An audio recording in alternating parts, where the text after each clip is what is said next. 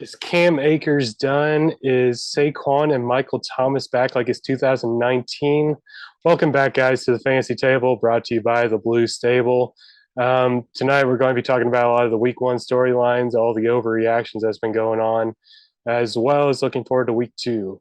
I am, again, your host, Luke Burkamp, and Theo is with me again tonight. Theo, how you doing? I'm doing all right. A couple tough losses for my fantasy teams this weekend, but a lot of positives too. A lot of interesting storylines, a lot of injuries that happen that could shake things up quite a bit. And just got to charge it to the game and move on to week 2. Yeah, that's right. And speaking of injuries, basically the news and notes is just nothing but injuries. So we can go ahead and get through these real quick. Yeah. So George Kittle had a groin injury late last week. Not sure on return. I know we're recording this Wednesday, so Wednesday's practice he still has not returned, which is not a good sign for this week 2 matchup. J.K. Dobbins was out for week 1, potentially more, but he was a full participant Wednesday, which is a good sign for him to return, which is great because the Ravens need it. Like Kenyon Drake was their leading rusher this past week, and he did not look that great. Some surprise healthy scratches over the weekend was TDP for the 49ers, Tyler Algier for the Falcons, and Jalen Tolbert for the Cowboys. I know TDP and Tyler Algier were both rookies coming in that had a lot of hype that they could be the team's starting running backs for the 49ers and the Falcons, respectively. Just hasn't done the job to get it. Like Cordell Patterson's still the guy. He's still producing, which is awesome to see. And then Elijah Mitchell gets injured, and Jeff Wilson comes in for him. But Jalen Tolbert, like I know he had some hype going into the year, thinking that he could be a big piece of this Cowboys offense, especially with Michael Gallup out. But him to be a healthy scratch, even with Michael Gallup out, says a lot about how they feel about him. Yeah, I was expecting. I mean, they could have really used him Yes, that Sunday night game. that was awful. It was terrible That out was good. there, and you hype them up. Cowboys media outlets at least hype them up. I mean, you don't know what's going on internally in the franchise, but it didn't make any sense to me not to have him out there in a prime time game I against one mean, of your toughest opponents. yeah, I gotta say, I mean, at least see what you have with him, like in a real game setting. Like, I mean, yes, maybe he didn't look how you wanted him in preseason and training camp, but at least give him a chance to show him something. Because like all they really had was CD Lamb and Dalton Schultz out there. Mm-hmm. It was rough. T. Higgins got a concussion in the Steelers game. I have not heard anything on his how he's doing with the concussion protocol right now. So just keep an eye on that. Keep an eye on the news. TJ Watt got a torn pec, but it shouldn't need surgery, so he's going to be out about 6 weeks. Elijah Mitchell hurt his knee. He was seen leaving the game with a substantial brace. He's expected to miss at least 2 months. He already got placed on the IR, and the 49ers signed Marlon Mack to the practice squad. I doubt they bring him up because they had TDP inactive, and so most likely TDP will become active as a running back 2, running back 3, depending what goes on between Jordan Mason and TDP. And Jeff Wilson will serve as the starter for now, unless one of them beats him out. It's such a weird situation. I mean, we talked about it earlier, last week, really, about the event of Elijah Mitchell's injury. I mean, now this I don't know if this is the same injury, different injury that he activated, but either or, I gotta say, I'm we pretty did talk. sure he went into week 1 with like a what hamstring. I thought it was like a hamstring. I don't think this was a hamstring though. Yeah. So if new injury, I mean, still, the situation is weird in itself that we predicted. It was just Yeah, so they TDP, and they now said it was an Jordan MCL Mason's come. sprain. Okay, and now Jordan Mason's just coming out of the blue as a factor into this backfield. I mean, I said last week that Jeff Wilson would 80% chance be the starter if Elijah Mitchell comes down. And now with the Jordan Mason, I didn't know the other 20% was going to be Jordan Mason. That's the part that shocks me. Yeah, Jordan Mason, like I know I heard hype like towards the end of training camp, end of preseason, but I didn't like I also heard a lot of hype about TDP as well. So I didn't know it was going to be like this. I know most likely he was just active in this past game just for his role in special teams. But there still could be a chance that he ends up being like the starter. I personally think it's going to be Jeff Wilson unless somebody flashes. Kyle Shanahan has shown that he's not afraid to go with the hot hand, no matter who is starting at running back for him. So if anybody flashes, that's the guy to get.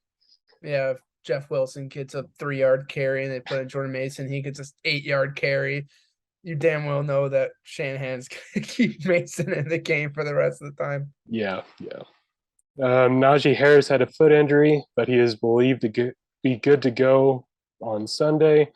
I want to make a note of this. Jaylen Warren took every running back snap after Najee Harris left. That's why I mentioned this last week.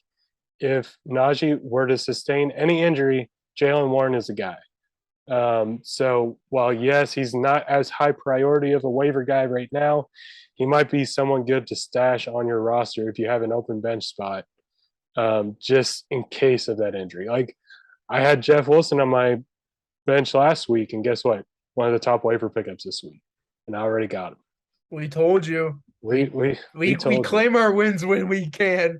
And yeah, last week was Cole Kmet's another wins. story, but yeah, last week was pretty good. Last week was good. Mac Jones had a back injury. It was believed to be just back spasms. He practiced in full Wednesday, so should be good to go moving forward. Keenan Allen had a hamstring injury. He is already ruled out for Thursday Night Football. He could potentially be more because hamstrings linger a lot of times, especially with those older vets. Hey, Mike Williams didn't do much this past week, but maybe he does something now. I know I mentioned in our waiver thread on Twitter that Josh Palmer might be a good waiver ad for you to get. Also, Gerald Everett. I feel like Gerald Everett will be a good tight end start this week against the Chiefs. I talk about him later. I got him. You got him. You got him. Got him on the list. Yep. Dak Prescott broke a thumb. He's not on IR for some reason, but he's expected to miss some time. RIP CD Lamb owners. That is so unfortunate. Joe Flacco is once again going to be starting for the Jets. Chris Godwin also injured his hamstring, expected to miss some time. Is this where Julio resurges? I didn't expect him to be used so much in the offense like he was. Like he even got some rushes out of the backfield. Like his usage was kind of mind-boggling to me.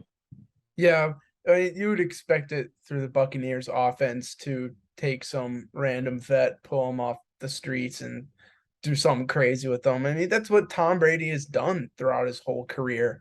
And I think that's what makes Julio such an enticing play. I know it popped up that he was injured or he had some injury that he was dealing with in practice, but I don't know. I feel like anytime he makes a catch, he's about to get injured. Yeah.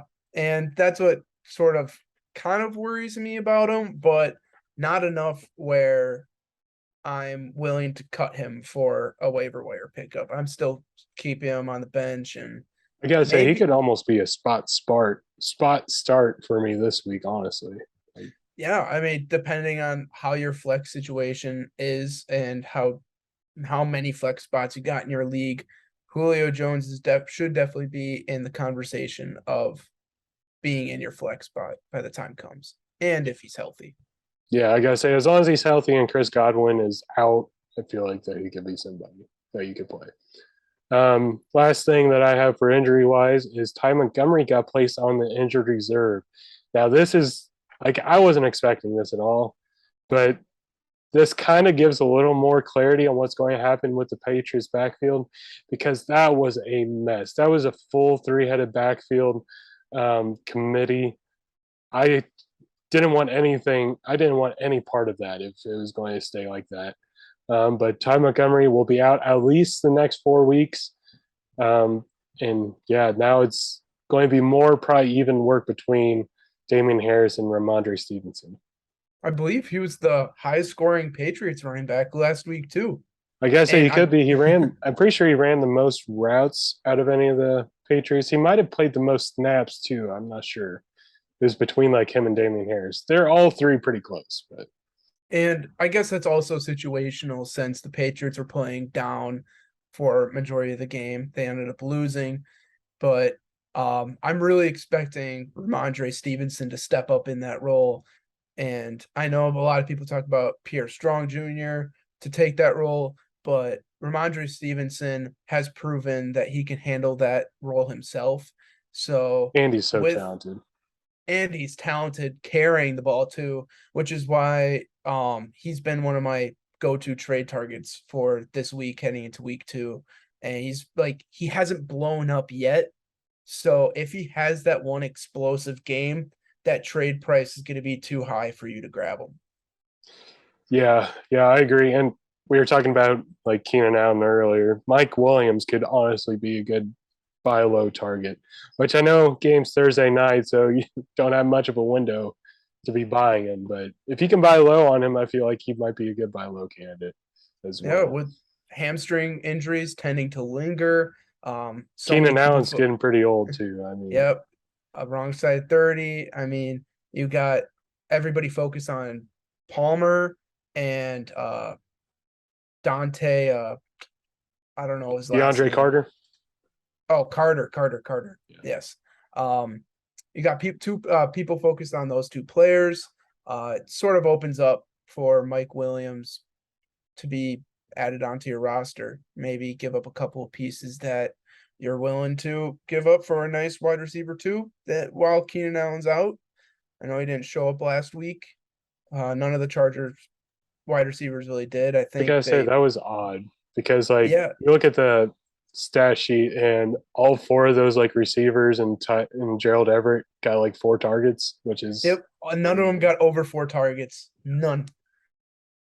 yeah, crazy spread out. Like not anything anybody was expecting. Mm-hmm. All right. Anyway, moving on, we're going to be talking about week 1 storylines. Right away off the bat, Thursday Night Football was a Cam Akers. Is he done?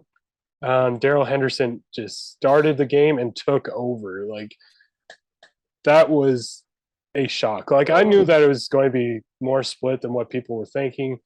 Like the difference in ADP between Cam Akers and Darrell Henderson was outrageous. There's so many reports going out that it was going to be like a 50-50 split, but turns out it was not a 50-50 split, and it was Darrell Henderson's way and not Cam Akers. Yeah. In my home league, there's so many running backs going off the board, and on my rankings, I tend to color code them for players I like to avoid, players I consider sleepers, players I consider favorites. And Cam Akers was one where I said he was not my favorite for that season, not only because of the Achilles injury, but just how he performed after it in the playoffs. And as more and more running backs kept getting taken off, I was like, okay, I kind of have to go with him because if I don't go with him, I'm stuck with my RB2 being someone that I do not want as my RB2. And right. guess what? Still stuck is. with him. Yeah, I gotta say stuck with him that you don't want as your RB2. Still an RB2 I do not want. So yeah, it's Darrell Henderson. Hopefully he can. I mean, for the people that do have Darrell Henderson, you guys are lucky. Got him at great value, and since you got him at great value, you could package him for a nice player that you might be wanting to add on to your starting lineup. Since you got him late, and you probably have a running back that's better than Henderson in your lineup. I gotta say, I almost want to wait until after the Atlanta game because I feel like he could go off in the Atlanta game. At 2, Um, yes. And then they got the Cardinals after that, which the Cardinals just gave up so many points to the Chiefs running backs. But I feel like it's the Darrell Henderson show until Cam Akers shows something. I know after the game, Sean McVay even said that Akers needs to like show more urgency whenever he has some snaps in. Played him for 3 snaps. I gotta say, Darrell Henderson played 82% of snaps, so it's like Akers didn't have much left to be able to try to show anything. But even still, then like Achilles injuries are almost undefeated. We'll talk about another guy in a bit, but like Achilles injuries is so detrimental to the running back position. Like we have not seen many running backs recover from it, come back at full speed again. Like I mean, 2 just recent ones, like Deonta Foreman, he was like kind of hyped coming like to Tennessee as like a change of pace back and tore his Achilles, and now he's back up in Carolina. Marlon Mack, also starting running back, 1,000-yard rusher in Indianapolis. Now he's a practice squad guy in San Francisco on his second team since the Colts. So yeah, Achilles injuries are rough. I had 0 shares of Cam Akers, I'm proud to say. I'll take that victory lap. That Achilles injury just scared me, especially seeing how he came back, because like I know the high, like I was also one of those guys that really liked Cam Akers a couple years ago, but man, he really like for a guy that was so hyped, he really never had like great production in his career to like warrant that. Like you go back to his rookie year, and he had let's see here 1, 2, 3. He had 3 games over 15 PPR points. 3 games in his career. Yeah, if it was any other running back that was not named Cam Akers, I think he would have been a like 8th round draft pick, 7th round draft pick. I mean, Henderson would have been drafted over Cam Akers if Cam Akers was not named Cam Akers. Yeah, exactly. Yeah, so to me, I do hit the panic button on Cam Akers, but like if you have him, you're not trading him, you're not dropping him. Just hold on to him. Like the only place his value can go is up. So just hold on to him. Darrell Henderson again, I'd wait a little bit. I'd wait till at least after this Atlanta game, maybe after the Cardinals game even, to sell high on him if you can. If not, I would be fine with holding him as well because you got him cheap, and as long as he starts, that's a good player for you. Yeah, and if that Falcons game is a blowout and you don't see Cam Akers getting any snaps, then you then that's time to that's the only case scenario when his value actually goes lower, but it shouldn't. Next up, we got the Chiefs offense. Mahomes looked pretty good without Tyreek Hill, which I know a lot of this was because the Cardinals defense is just atrocious. JJ Watt out, like the pass rush is just non-existent. Chandler Jones is gone. Mahomes just had a field day with them. But vice versa, Tyreek Hill was also good without Mahomes. That is true. Yeah, crazy high target share with Tua, and I'm excited for him throughout the season because it's going to be interesting to see like who's going to end up as like I don't know better off without who. I mean, a lot of people think that Patrick Mahomes is going to win that battle, but it's a lot closer than people think. I gotta say, all the receivers that went to the new teams showed out. Like Devontae Adams just showed out. AJ Brown was a beast. Like AJ Brown, I forget what he had like almost 2/3 of the Eagles passing offense. I'm pretty sure. Like I know at one point anyway, I saw like AJ Brown had like 160 receiving yards. Jalen Hurts had like 219 passing yards. Like that is just ridiculous. Yeah, Marquis Brown though didn't quite, but I'll get to him later. True, that's another player I'll get to later. He still scored a touchdown, which helped out quite a bit. But yeah, it was definitely a disappointment in what was thought to be a shootout. And Greg Dortch out of nowhere just comes in and takes Dortch the Human Torch.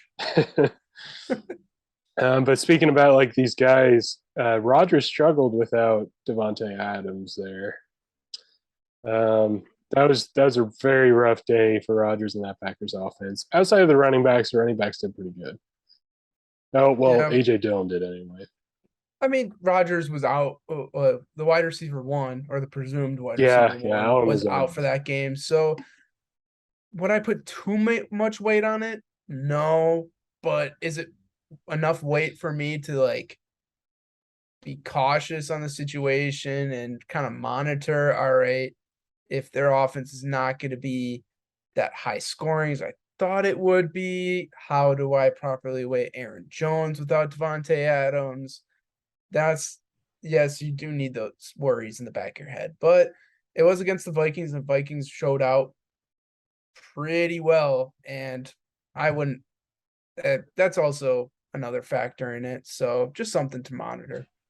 Yeah, I gotta say, I mean, the Packers last year got blown out by the Saints week 1 too. So it's like I'm not like too overly concerned about it. Um, but yeah, it's definitely something to be a little bit cautious about. But yeah, I know I said this in the intro there, but Michael Thomas and Saquon Barkley look like they are back. Um, Barkley with the running back one overall finish this past week in PPR. The dude looked great. The dude looks like he wants a multi-year paycheck at the end of this year. Michael Thomas came out, what was said to be just like on a limited snap count, and he goes out and scores 2 touchdowns. Um, both just showed up. Yeah, my dad texted me. It was within like one of the first half or something of play for the Saints, and he texted me. He's like, "I know I shouldn't have drafted Michael Thomas. He's bust. Like he's not gonna do anything." And I was like, "The game's not over." And then he ends up scoring 2 touchdowns, and I just all I do is send him the stat line, and he doesn't respond. Yeah, I gotta say, whenever Thomas gets healthy, like he could still be a top 10 receiver for you in fantasy. I don't know if he will be because I mean, Jarvis Landry also had over 100 yards this game. Chris Olave is only going to get better, but I really am hopeful for this offense because they let Jameis like do his work. Like he dropped back quite a bit and he was passing quite often. Um, Moving on, Trey Lance has a very rough start, but he also has a pretty safe floor.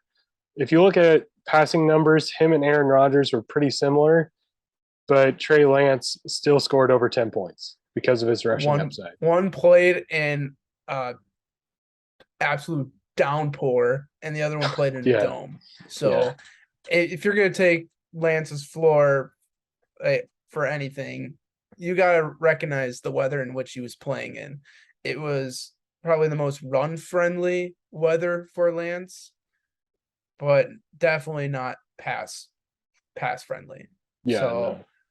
seeing him score what he did in that game, it's it's nice to see because it was his first start as a true QB1 in that offense.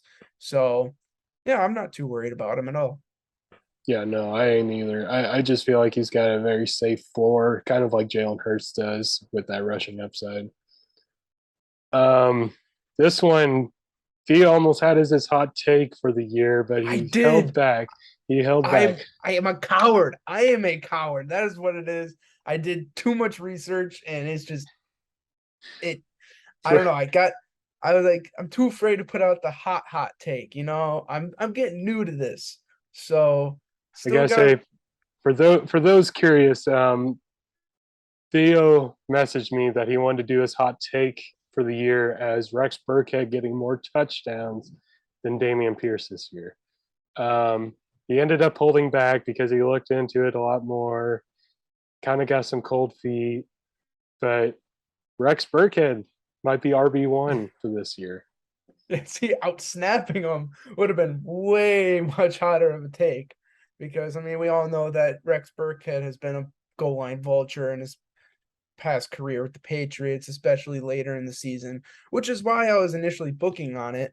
But then I looked into Damian Pierce's college and how he was used. I researched uh Florida articles on him, and yeah, I was like, this dude was pretty good in the goal line in the red zone scenario. So I was like, younger Rex Burkhead, I might take the younger Rex Burkhead over that. That's why I kind of backed away, but I can't say it now. I mean, I didn't say it before the season, and now Rex Burkhead has actually proven it, like to take more snaps. So I can't officially take that as mine. So Like I say, I think the biggest thing that worries me with like Damian Pierce, like people drafted him like as a running back 2, running back 3. Um, while I still think that he might end up being the starter by the end of the year, what concerns me the most is that they gave Rex Burkhead all this work when they were leading. They were leading by multiple scores. And Rex Burkhead is supposed to be like one of those guys, like, sure, whenever you're down, maybe you put him in there. But the fact that he was he played 71% of snaps. They used him while they had the lead. That's the biggest reason of concern for me with the Dameon Pierce side. I I was not on the Dameon Pierce hype train. I know Theo wasn't either. But I still think that he has a chance to be something because he did show like more burst than what Rex Burkhead did, which I would hope so because Rex Burkhead's 32 years old. I mean, if he can't outbeat him, it's kind of sad. But yeah. And this is a scenario in which I would not compare it to the Cam Akers one. I would mostly compare it to one of the Travis Etienne and James Robinson, and where Etienne definitely did not get enough work, but he also did have his chances. He'll definitely clean that up a bit, but that's probably the closest scenario I would compare it to. You still had Rex Burkhead completely outsnap Pierce, and they were both healthy, both ready to go. So I'd worry if he was your RB2. yeah, no, I agree. Next up, the guy just never goes away. The Swiss Army knife, Taysom Hill. Is he going to be a top 5 tight end this year? He now adds rushing into his arsenal. Um, man, it's crazy. So it's like look at it Go this way. away. Go away. I Sean want Payton my isn't there anymore. I Why is want this my still a Saints thing? offense to be consistent. You got everyone. You just got this guy that just messes everything up. It's so annoying. Like you think you finally got a consistent Saints defense offense with Michael Thomas, Chris Olave, Jarvis Landry. You got Alvin Alvin Kamara. Kamara. Yeah, Jameis Winston who loves to sling the rock, and you just put Taysom Hill in it. It just ruins everything.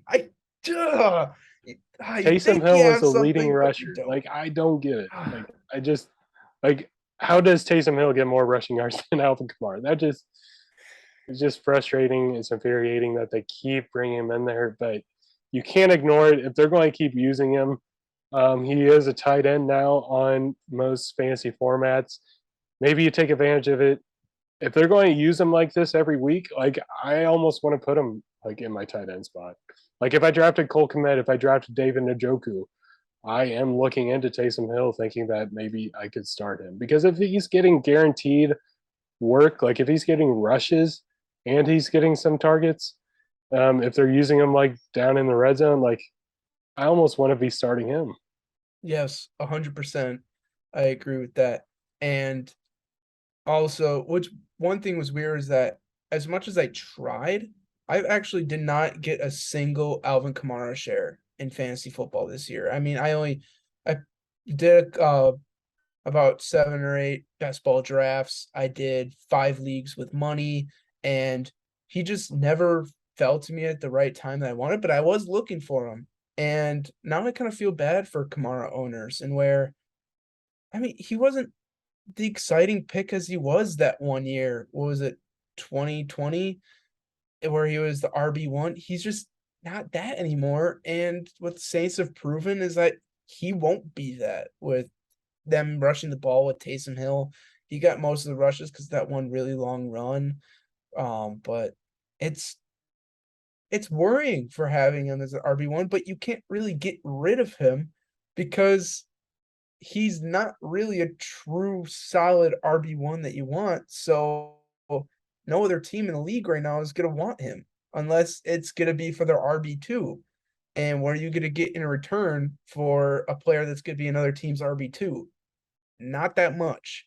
So Not those what you're Kamara, looking for. Not yeah, like not what you're going to be sending the offers out for. So Um, Kamara owners feel bad. Stick with it though. yeah, I gotta say, I'm looking at his news right now, and it said that head coach Dennis Allen said that the reason why Kamara had a lighter load than normal is that he was dealing with a rib injury. He was actually limited in practice Wednesday because of this rib injury. So potentially it was that was causing all this with Taysom Hill coming in and stuff like that. So definitely, I wouldn't trade him right now. I would just hold on to him and hope that it was something to do with the rib injury and that he will get back to his Alvin Kamara self in a couple weeks. All right. And I got my one story, and Luke said a lot of them, but my story was that Breece Hall led the Jets in target shares, even over Elijah Moore, over Garrett Wilson, over the pass catching back Michael Carter. He was their lead guy for targets. And on the flip side, we got Christian McCaffrey, who was not the leader in targets for the Panthers. You had Robbie Anderson and DJ Moore leading the target shares, which kind of changes the perspective on what we were anticipating Christian McCaffrey to be in fantasy and how Baker Mayfield has changed this Panthers offense to be more wide receiver friendly than Christian McCaffrey friendly. Yeah, no, I really liked Brees Hall coming in this year. Um, that was just a crazy situation because Michael Carter also got a lot of targets as well this game. So it Yeah, seems they're like pretty equal, yeah, but I think he had like 9 targets to Brees Hall's 10. But yeah, Joe Flacco just dumped the ball off all day long. Um, the Jets are in a rough spot right now. I feel like this could be an almost weekly thing where they're just down all the time, so they're going to have to be playing from behind. But Christian McCaffrey, man, it's weird because it's like I know it both me and is. you, Theo, had Christian McCaffrey #1 overall in our rankings just because of his usage over the past few years. His usage has always been like out of the normal. Like he has been like the guy for the like the Panthers offense. And week 1 he just wasn't. Like he still got a touchdown, yes, but it seems Yeah, like he was with still Baker, good. yeah, I gotta say he was still fine. It's not like he's not like hurting you because I mean he was still like scoring you a lot of points. But it's just weird to not see him be used like he was in years past. Yeah, and if he doesn't finish as the RB1 this season, I don't think anyone that's drafted him first overall is going to be mad. As long as he stays a top 10 RB, which he's on track to being. So it's, yeah, I wouldn't worry. Like, that's not something to worry about. It's just interesting that I found that Baker Mayfield is putting life into Robbie Anderson and DJ Moore, which is exciting for those people that own DJ Moore and Dynasty, which like that's a couple of years of Baker Mayfield, maybe a couple. I don't know if they're going to draft a quarterback next draft since it's so QB heavy, but that's I'm gonna go off the limb and say like at least 2 years of Baker Mayfield, and if Baker Mayfield can get you second highest share in targets with DJ Moore, that should make you happy as a DJ Moore owner. I am a DJ Moore owner in Dynasty, so I am happy. I'm hoping it keeps up. I just hope that it's more because like this week wasn't great for DJ Moore. Robbie Anderson got the Yeah, long touchdown. I am hopeful that Baker can do more for DJ, but I just it just looks like once again he's in this rut with having an average quarterback, and he's going to have like another 1,200-yard season and 4 touchdowns, like he has the for four the past two touchdowns. years. Well, it's honestly crazy. Like whenever you look at his career stats, and like I forget what it was, but he was like one of the only players. I forget what it was. It was like him and like Travis Kelsey that are the only ones that have had like 1,000 receiving yards over the past 3 years.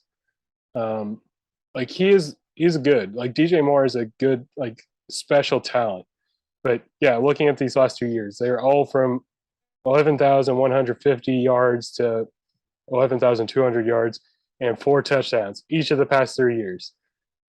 It's just crazy how like it's consistent, but it's consistently average for a guy Yeah. that could be elite with a good quarterback. And I feel like to me, this just shows on how much you want a good receiver with a good quarterback. Because Yes, like, because that puts you into the wide receiver one range yeah, immediately. And now DJ Moore is stuck on that high tier wide receiver two, and he will forever be until they draft like Bryce Young or something. I don't know. right. No, I agree. And then one more thing that I just want to add. I know there's a lot of disappointments that happened this past week, like Allen Robinson, Mike Williams, Cam Akers, but don't just go out and drop these guys. Like I know I've saw Darnell Mooney dropped already. I've saw Allen Robinson dropped already. I saw these guys like drop. Like Darnell Mooney played in a monsoon. Like the field was Yeah. so they were squeegeeing the field. Like that's just something that doesn't happen out of the norm. Like don't be dropping these guys out of one game.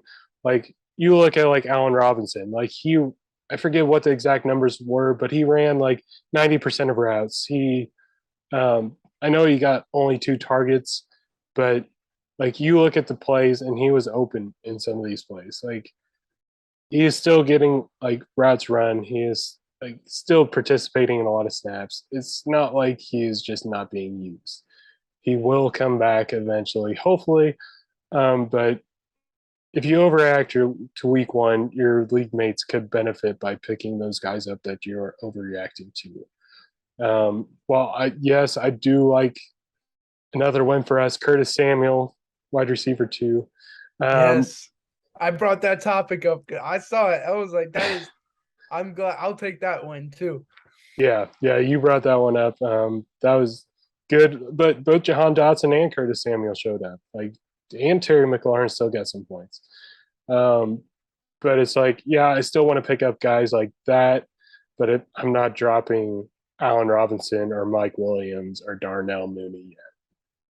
You got 16 more games in this season. 1 out of 16 is, or 1 out of 17 is a bad percentage. So just because of that one bad game doesn't mean that you got so many more opportunities for them to do better. I like for those high tier, like the Allen Robinsons and Mike Williams, you put a lot of draft stock into them according to their ADP. It's dumb to do that. It Yeah, just both of doesn't those make any guys were sense. like top 6 rounds in ADP, I'm pretty sure. And Darnell Mooney was almost right in that range too. So it's just, it's insane to me that people are like doing this. Yeah, please don't do that. But I guess I'll go into my little segment. These are for players heading into week two. We got 4 categories. The bounce back players, I'll be starting off with that, followed by players that may repeat a poor performance, players that may repeat a great performance, and the players that I have trending downwards. So the players that are trending downwards had a good performance last week in week one, and I don't expect them to have a good performance next week. The bounce back players, it's the opposite. So starting with the bounce back players, I have Daniel Jones. Daniel Jones finished as the QB 16 last week, barely made it into the QB1 range. He had 0.59 points per drop back, which was tied for 7th of all quarterbacks. And now he's facing the Panthers defense, which was graded a 7 out of 10 for quarterbacks facing them according to PFF. With his rushing upside, I'm really excited for it. And do you got a comment? I don't know if you're Go ahead. I'll talk after your next one too. okay. And my second player is Marquis Brown. I mentioned that I was gonna bring him up again, and he's here now. He finished outside of the wide receiver 2 range, which is why I put him in the bounce back player tier. And He had a target share of the 10% of less. And okay, let me start over. Finished outside of the wide receiver 2 range, and he had a target share 10% less than what he had on average last season. Now, when he's facing against the Raiders, he's going to be primarily lined up against Rocky Sin, who was targeted on 24% of his routes he covered and allowed a 67% catch rate. I love this matchup for Marquis Brown. Like Luke said, he got a touchdown last game, but he didn't really have that great overall production. I feel like this matchup is going to be the perfect time for Kyler Murray to sort of solidify that connection with Marquise Brown and get him back to wide receiver 1 range. Yeah, I like both choices here. Daniel Jones is, man, I have a hard time committing with him in fantasy. Like, I don't want to be starting him. I know you're going to be talking about another quarterback in a bit that I actually prefer, especially as a Dak replacement. Like, if you have Dak on your roster, I'll mention him whenever we get to that quarterback. But Hollywood Brown, I totally agree. I think this next week will be good for him. I know Kyler Murray has said, or I don't know if he for sure said this or not. I know I saw this on Twitter, so could be wrong, but I know they said like Kyler Murray mentioned like, hey, like top receivers are supposed to be getting like double-digit targets, and I want Hollywood Brown to be one of those guys. So I need to be getting him the ball more, stuff like that, which I think he will. I think he will bounce back. I think he will get some more targets. It just was unfortunate that this past week was a shootout with Kansas City in the wrong way. It really hurt that Cardinals offense. They never really got into the rhythm that they wanted, and it just was unfortunate timing for Hollywood. Yeah, I'm really hoping that Cardinals offense looks way differently against the Raiders. And with the cornerbacks that the Raiders have with Nate Hobbs and Rocky Sin, I feel like Marquise Brown has the speed to definitely beat up that secondary. And with Rocky Sin, as we know, are familiar, if he gets in that situation where it's a deep ball and he's getting beat, he loves to get physical, causes the pass interference, which is not good for fantasy, but it's good for the offense. And what we all care about right now is that offense being good, right? It doesn't matter pass interference or not. We want to see as many opportunities as they can to score. Opportunities are king. Fantasy football. Yes, it is. So my next grouping is players that may repeat a poor performance. My first player, I'm sorry, Luke, you had this as your hot take, but Cole Kmet. It was hot. Okay, it was hot. Like it was a hot take, and I got Cole Kmet repeating his poor performance. He was targeted on 6% of his routes, which was shocking, even in the monsoon in which they played in at Soldier Field. He was supposed to be their big guy. He was supposed to be their main target. I mean, you have Darnell Mooney, of course, but a reliable pass catcher. I mean, you had all these analytics telling us that tight ends that reach that target benchmark usually end up as a top 10 tight end. And based on his career history and how many targets that opened up after players leaving, he was supposed to be that guy that stepped up, but we didn't see that. Next week, he's facing Quay Walker, whose coverage stats look way worse because he was guarding Vikings wide receivers. But when he was responsible to guard Irv Smith, he only got 2 targets, no catches, similar to what Cole Kmet saw last game. So now with them playing the Packers Sunday Night Football, prime time, I'm not really liking Cole Kmet for this week. Okay, I got a question for you real quick before you move on here. Are you willing to drop Cole Kmet? No. Would you drop him for Robert Tonyan? Okay, that's an interesting one because the Packers offense absolutely sucked last week. And you gotta say that's why it's tricky. It's tricky. And we didn't see Aaron Rodgers go on the roll, but I believe Tonyan got around like 5 targets. Yeah, I'm pretty sure it was right around that range. I feel like if he gets that 5 targets again, or even more than that, Tonyan had 5. Yes, if Tonyan gets around 5 targets or 5 targets or more, one of those is going to be a reception for a touchdown. That is, especially against the Bears, they did so poorly on the passing game. I mean, you saw Devontae Adams have more receiving yards than the whole Packers wide receiver core. It's nuts. Tonyan has to be that guy in the red zone that they go to because their wide receiver core was absolutely depleted. It's such a close call. I'm going to say this throughout the season. Why not both? Yeah, I mean, I would be like, I know I hate rostering 2 tight ends, but when you have Cole Kmet there and he struggled that much last game, you should definitely buy an insurance. And I think Robert Tonyan, if he's available in your league, is a perfect insurance pickup for Cole Kmet. Now, how about Gerald Everett? I mentioned him later. So Or Taysom Hill? Yes. Or Hayden Hurst?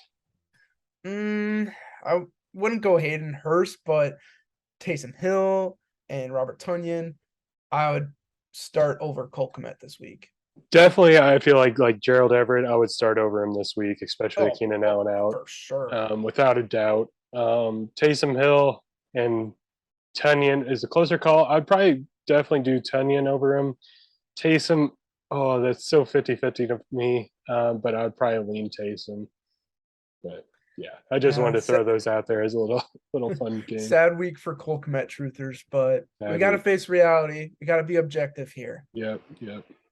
So my next player on the players that may repeat a poor performance is Derrick Henry.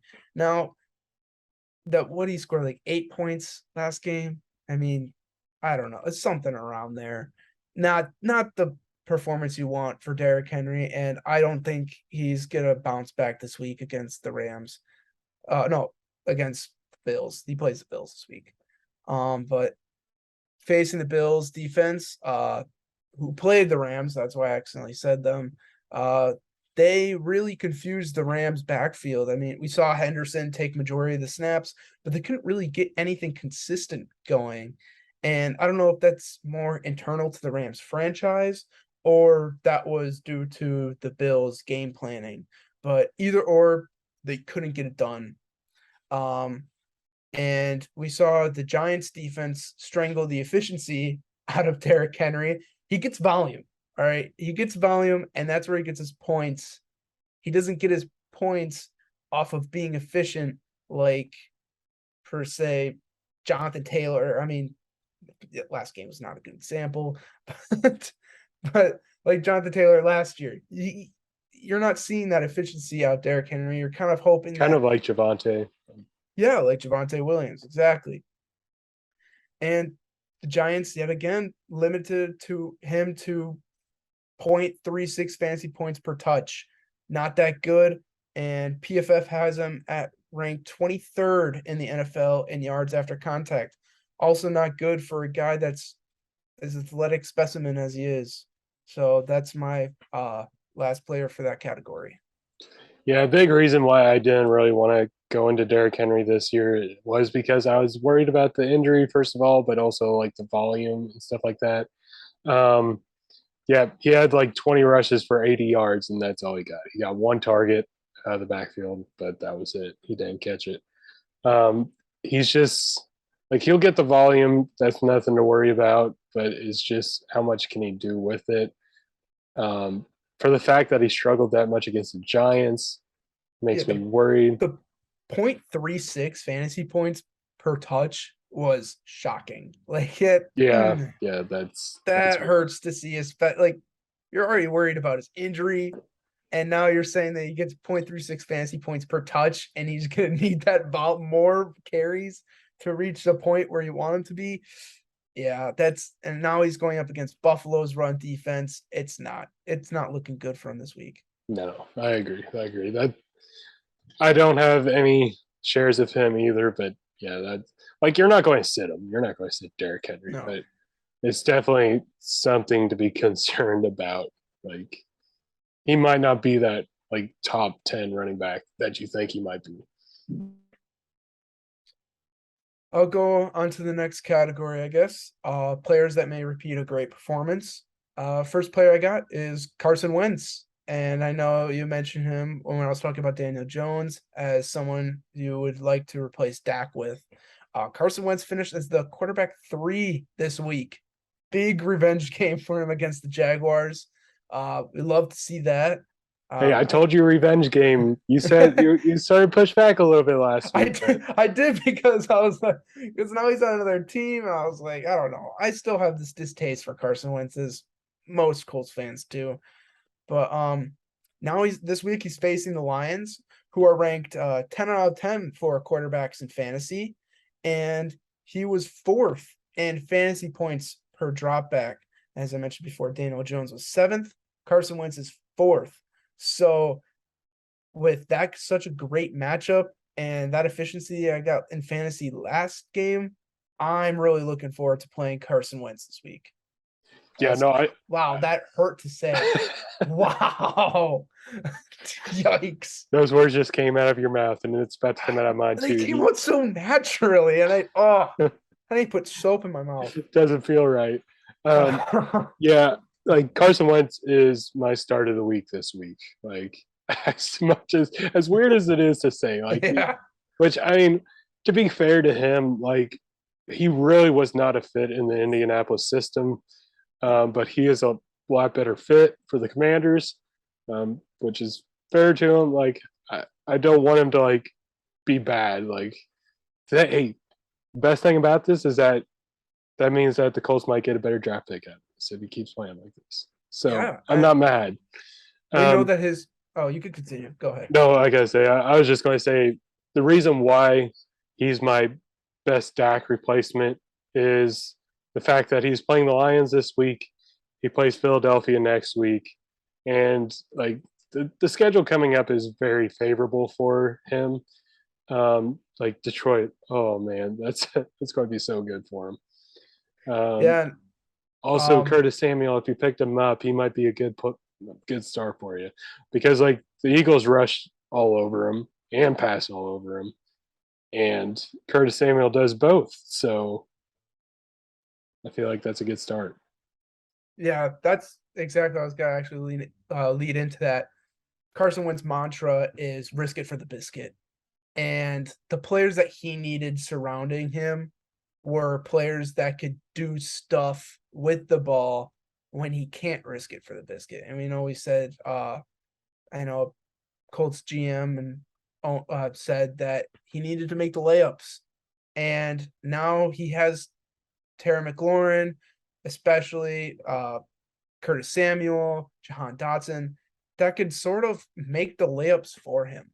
Antonio Gibson even got involved quite a bit in the passing game. Antonio Gibson too, yeah. Gibbs season's still alive, by the way. I forgot to say this in the week one storylines. Oh, 4 weeks. Well, I don't know if Brian Robinson's ever going to get back to playing, because Gibson played really well last game. But hey, I'll take it. I'll take the wins where I can get them. Exactly. And it's just all those playmaking players. We saw Paris Campbell hurt last season, and he was the biggest sort of playmaker on the Colts offense. We also have Nyheim Hines, which Wentz didn't really use too often. I guess he didn't really use his playmakers all too often with the Colts, and now with the Commanders, he's really putting in, like, he's really using them, and he's playing a lot better because of it, which kind of puts a sour taste in Colts fans' mouths. It's like, why didn't you do that here? Now you're doing it over there. But it is what it is. I got Carson Wentz starting again. That was a long one. It's a long debriefing on Carson Wentz. But my next player that may repeat for a great performance, got Gerald Everett. And like I said, Luke repeated him before. He was the tight end 4. And now he's going up against the Chiefs linebackers, which we were looking at Willie Gay Jr. as one of his big coverage guys, who was graded at 29.9 defensively by PFF. I know a lot of people don't really like the PFF grading system. It's a hot topic right now on NFL Twitter. But usually when they're graded that low, that means they truly weren't that good. Gerald Everett also had 0.63 fantasy points per route run, which is amazing. Targeted 70% of his routes, and that could be paired with his 75 catch percentage. And all those factors put together, I got Gerald Everett as a must pick up. And if you picked him up, you probably need a tight end. Start him. Yeah, no, I agree. Unless you have Kelsey, Andrews, Waller, Pitts, like I feel like Everett's going to be a great play this week. I know I've said it before. I'll say it again. Like if you picked him up, you should start him. Yeah, there's a lot like those top 6 guys. I mean, this game could solidify him as being up there with those guys. And I know it's a bold take, but like he could be I'd say like bottom tier. I wouldn't take him over Darren Waller because Darren Waller still had a pretty good game himself. But it definitely makes him a commodity for this game at least. And now with Keenan Allen out, that's a must start, I'd say. Yeah. So let me ask you this. Well, I guess it's a bad question now. No such thing. Well, I was going to be like, oh, Dalton Schultz or Gerald Everett, but Dalton Schultz won't have a quarterback. So yeah, I guess with that, if hypothetically with Dak, I don't know who the Cowboys play, but gut feeling is Gerald Everett because Keenan Allen's out, and that's hypothetically with Dak starting. right. I'd still start Gerald Everett, and that's how much I believe that he can repeat that Week 1 performance. Schultz plays Cincinnati. The Bengals. That's a pretty solid linebacking core. Haven't researched too much on how they did in coverage against tight ends. Fryermuth actually did pretty good against him last week. Oh, Fryermuth did have a really good game. I forgot they play the Steelers. Yeah. But that's also Pat Fryermuth, and he could definitely have a breakout season this year. I really like him. Now on to my trending down players. First one I got is could be multiple people. Whoever Xavier Howard decides to shadow versus the Ravens. I know you had Devin Duvernay have that 2-touchdown game. Rashad Bateman also had a touchdown that game. Xavier Howard is just so good. And if he decides to shadow a player on the Ravens, it's most likely going to be Bateman. So I'm going to say Bateman didn't even have too much of an explosive game himself. He really relied on that one big. I gotta say the one long touchdown. Yeah, he had two catches, and one of them was a 55-yard touchdown pass. Not really too efficient, but yeah, with Xavier Howard most likely going to be shadowing him. That's one of my players that I got trending down. Xavier Howard only allowed 0.24 fantasy points per route covered and only 0.19 yards per route covered. That don't need to say much more than that. I mean, that's elite numbers for a coverage cornerback. I mean, I don't see Bateman overpowering that at all. I mean, I know a lot of people could say like, oh, maybe this is the time when Bateman can really show up against an elite corner since he had a pretty solid matchup last week. This week, not so much. I definitely will take Xavier Howard over any of the Ravens wide receivers. Yeah, especially right now. Like I like Bateman. I was trying to buy low on him last year, but no luck. Either way, though, yeah, Xavier Howard's just so good, just so good. Yeah, he had that one pass breakup in the end zone in which he tipped it to Javon Holland, and that was one of the craziest pass breakups. That should be up there this season as one of like the most defensive friendly pass. Yeah, it was perfectly done by him. Yeah, no, but yeah, like you said, Bateman, like he got 5 targets yet last week, but only 2 receptions, and he really made it just on that long touchdown pass. Which credit to him. He did his job. Yeah, no, he got open and he got the touchdown, but we didn't see him do that all game, which was. I gotta say, I would like more consistency with my guys. Like Bateman at best is probably a flex play for you anyway, so I'd just try to look for another option this week. And my last player in the trending down players list is James Robinson. I know last week he had 2 touchdowns. He was used predominantly in that Jaguars offense. But he plays the Colts this week. The Colts also faced split backfield last week. I know we had Rex Burkhead, who had more snaps and carries than Dameon Pierce, so it wasn't a true split backfield, but it was split enough, so it's kind of similar to the Jaguars. The Colts defense only allowed 77 yards rushing and 0 touchdowns from running backs or rushing touchdowns, period. Houston only had 1 trip to the red zone and ended up in a 16-yard pass to OJ Howard. So they went with the pass in the red zone. I know it's 16 yards away, but the Colts really limited how far the Texans could get in the red zone territory. And if James Robinson's points really depended on those 2 touchdowns in which he scored 19 points, so that's 12 out of the 19 points roughly that he got off those touchdowns. If he doesn't reach the end zone again, that's only dropping 7 points, really. And you have ETN out of the backfield too. And if he gets any catches and he plays a better game, you could see him getting more snaps. I don't think James Robinson is a candidate for me to play this week.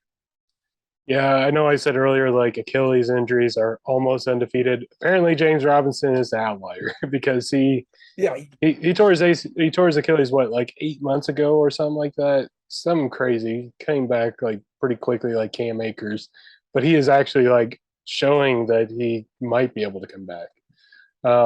Showed out right away with the 2 touchdown performance, which is awesome to see. But yeah, it's going to be pretty hard to replicate that kind of performance. I do have one counterpoint to my own prediction is the news that DeForest Buckner was out in Yeah, practice. that is true. If he does not play this weekend, scratch what I said. The Jaguars would probably see the red zone more often than what the Texans did last week. And if they hit the red zone, they're going to use James Robinson in a goal line situation. And yeah, so take what I said with a grain of salt if DeForest Buckner does not play, but if Buckner does play, he is that big of a factor. I know he didn't have the shiniest, brightest game last. I mean, he did get kind of beat up a bit, but if DeForest Buckner does not play, go with James Robinson if you feel like it, really. Yeah, I gotta say he's like since he had that Achilles injury and Travis Etienne hype was going crazy. James Robinson went later in drafts, so you would probably be able to put him in your flex if you wanted to. I'm sure you probably have much better options, though, is the thing. Yeah, exactly. I mean, you didn't draft James Robinson to be your flex unless it's like a 16-person league. Right. But anyway, guys, that will do it for us today. I know it was a little bit of a longer episode, but we had quite a bit to talk about, especially with all the news coming out week 1, going to week 2. But yeah, make sure you keep following us on Twitter. We are going to be pushing out more content on there, so that way we're not having to overload these episodes for you. But yeah, NFL's back. I know I had a mixed bag. I went about, I think it was like 6-4 on my teams this week. So not bad, not the best, but winning record, I'll take it. But yeah, talked about a lot of players this episode, so hopefully percentage-wise we had to hit on one of your players. Hopefully we talked at least one of them. If not, I'm sure there's some on the waiver wire yet that you could go pick up, and then it's one of your players. Whether it be in the news and they got injured in the storyline or my little segment, we had to have talked about one of your players. So hopefully we got that ideas and all the thoughts cleared out. Hopefully we found a situation for you, and we wish you all the best for week 2. Yeah, for sure. And before I leave, I gotta say it, but make sure to go down, subscribe, hit the like button, comment anything. We'll be more active on Twitter, so if you want to add us on Twitter, we'll make sure to answer your questions, your start-sit decisions, stuff like that. But anyway, guys, have a good night, good day, good afternoon, whenever it is you're watching this. And until next week, goodbye.